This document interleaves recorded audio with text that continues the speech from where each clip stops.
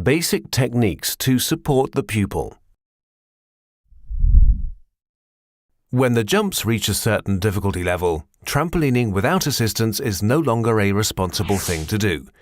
These assistance techniques must be learned through specific training.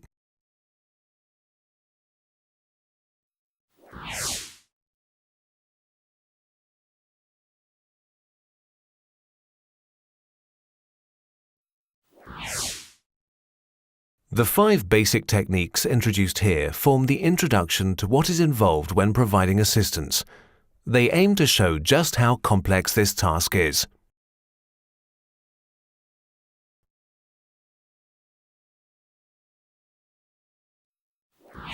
The assistance is most effective at real intervention and conveying a sense of security if he or she jumps with the participant. Coordination with the participant requires a great deal of practice and assurance from the assistant on the trampoline.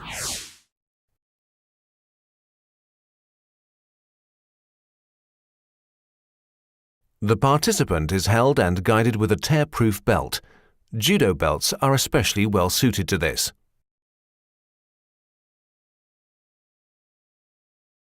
The other hand is used to influence the body position and jump height by gripping the muscles of the neck so that both participant and assistant always land simultaneously.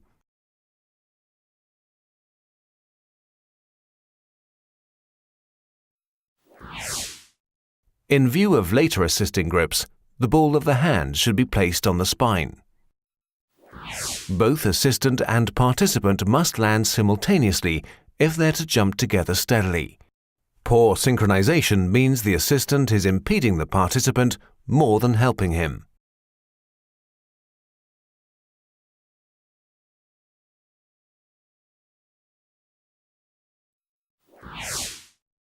The assistant and participant begin jumping as a build-up to the first jumping attempt with support.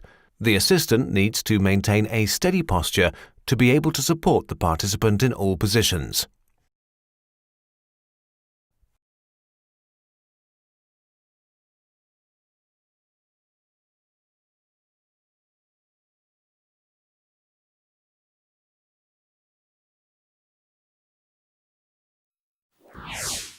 The assistant indicates when the exercise is set to begin by counting to 3. On 3, both parties begin the launch of the jump to be practiced, or the first part of a series of jumps. Counting should always occur as the participant lands. 1, 2, 3.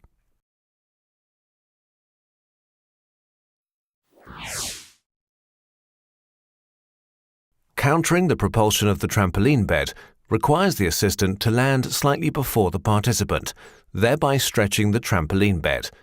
The assistant avoids being propelled upwards by bending his knees, and the participant is propelled upwards.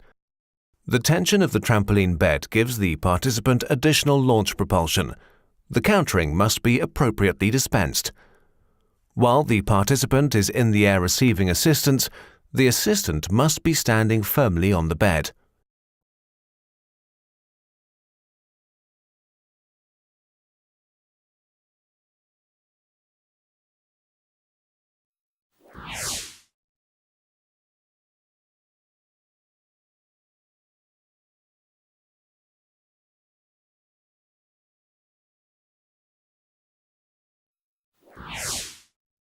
In preparation for any supplementary training, the co-jumping and countering can be practiced using either a straight jump or a tuck jump.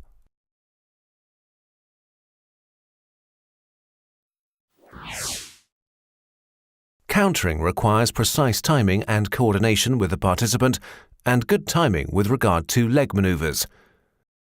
The technique can also be practiced with a round medicine ball to simulate conditions.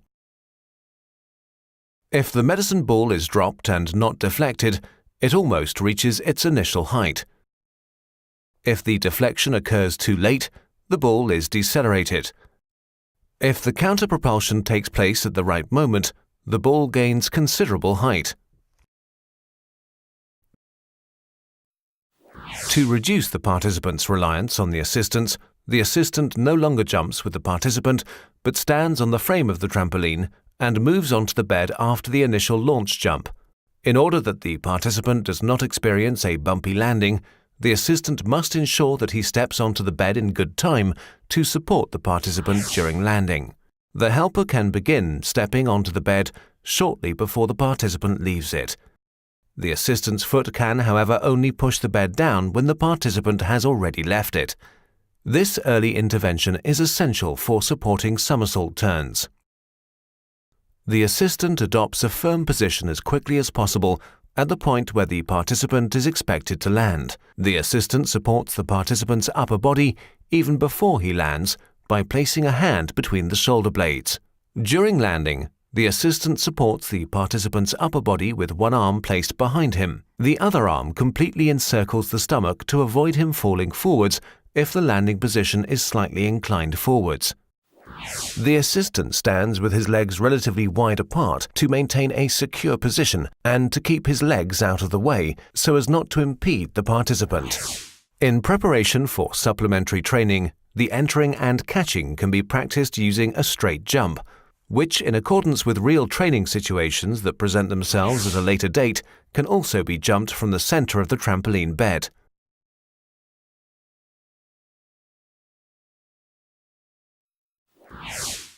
A push-in mat is used to secure landing without the active intervention of the assistant. It's important that the participant can conduct the jump in its basic form. The mat is pushed beneath the participant after he has left the bed in the event that he performs an unsafe jump. To avoid being propelled painfully against the trampoline, the person pushing the mat should let it go as soon as it's reached its position beneath the gymnast.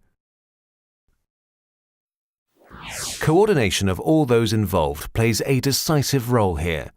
The coach counts up to 3 landings before the jump is performed.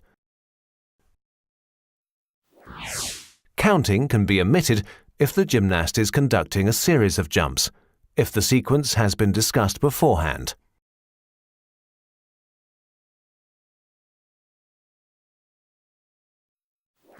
Reliance on this kind of assistance can be reduced by only deploying the push-in mat if the jump fails. This requires great experience on the part of the assistant and an ability to assess jump quality in good time.